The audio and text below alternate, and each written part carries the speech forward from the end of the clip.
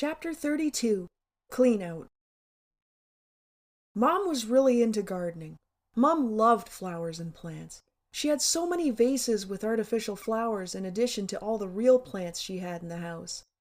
We had a large section of ground cover on the shady right side of the upper yard. We had a beautiful rock garden on the slope between the top half of the backyard and the bottom half. We had a lovely garden at the front of the house. Dad's thing was grass, and he kept the lawn in immaculate shape. So between the two of them, we had a stunning yard that would blow anyone away when they came into it. It was remarkable how quickly the yard, and especially the garden, turned to shit after Mom died. I couldn't believe how quickly the lawn was overrun with crabgrass and creeping Charlie, and how choked out with weeds the rock garden became. It basically screamed out that Mom was gone in its neglect. After Dad died, Sister and I cleaned out nearly that whole house. We had years upon years upon years of stuff to get rid of. That house had always been like a fifth member of our family, not counting poor dead sister, and I knew every quirky nook and cranny of it, every corner. Turns out that stupid stair-lift chair that had to be installed as Dad's mobility decreased was kind of handy while we were doing the big purge.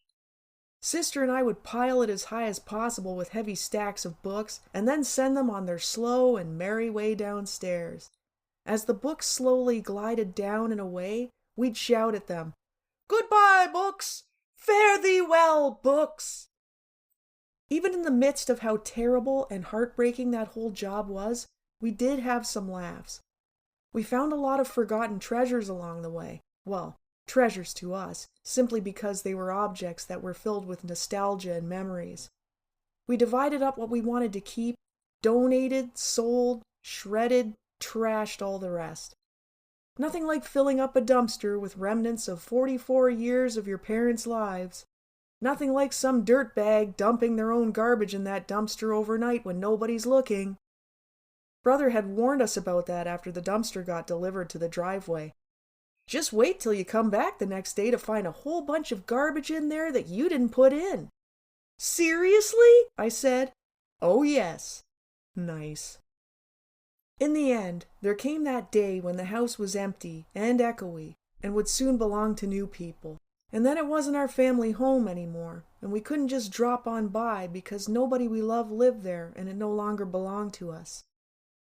That was so painful that when I tried to drive down my old street once because my son missed Grandma and Grandpa's house, I thought I would be okay, but I was crying too hard, and I decided I couldn't ever make that drive again. It was weird because it was like that year after Dad died and then cleaning and selling the house kind of vanished. The next year disappeared too. I can't even tell you what was noteworthy in 2016. Things were good in 2017 and 2018, and well, I guess you know now how that roller coaster started back up again in 2019. One of the things I saved from my family home was a great big atlas from that 1960s set of encyclopedias my parents somehow got swayed into buying. Those stupid encyclopedias. Brother and I fell back on those so many times as we scrambled to finish so many last-minute projects and assignments for school, instead of going to the library to get more current books as we were supposed to do. I don't know why, but I had to keep that atlas. It was the biggest, heaviest book of the set, and the pages are filled with dried, pressed flowers that Sister and I had threaded through its pages. It's been sitting in the back of Dad's van that was left to Hubs and I for years. The van is on its last legs, and we'll be getting a new vehicle soon. Always moving forward, I guess.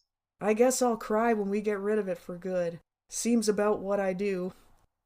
I'll have to take a look through that atlas. It's bound to be filled with all kinds of outdated, no longer accurate maps. The world is always changing, isn't it? I have learned that over time, especially this past significant year. Change is the only constant in our lives, isn't it? I don't know if I'll ever love change, but I've certainly become more accepting of it, better at dealing with it. I'd like to think so, at least. I never realized just how much pain and sadness I was carrying, and for so long.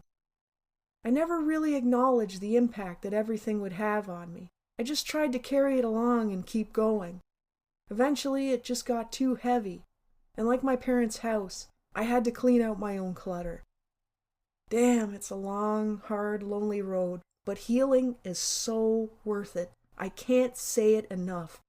It's so, so worth it.